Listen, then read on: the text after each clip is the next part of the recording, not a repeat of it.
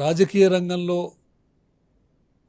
సామాజిక రంగంలో, నైతిక రంగంలో క్షణం తీరిక లేకుండా గడిపినటువంటి మహాత్మా గాంధీ, అలాగే బ్రిటిష్ వాళ్ళతోటి పోరాడినప్పుడు బ్రిటిష్ వాళ్ళు ఆయన్ని 2338 రోజులు జైల్లో పెట్టారు. అంటే సుమారు 6 సంవత్సరాల కాలం గాంధీ గారు తన జీవితంలో జైల్లో గడిపారు. అయినా కూడా క్షణం తీరలేటువంటి వ్యక్తి ఎంత రాసేవారనంటే, గాంధీ గారు రాసిన రచనలన్నీ కూడాను గ్రంథస్థమైనవి.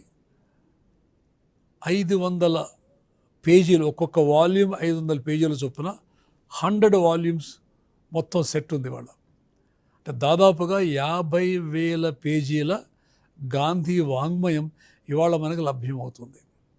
అంటే అంత విస్తృతంగా రాశారన్నమాట. తర్వాత గాంధీ తన జీవితంలో స్పృశించని మానవ అంశం లేదు.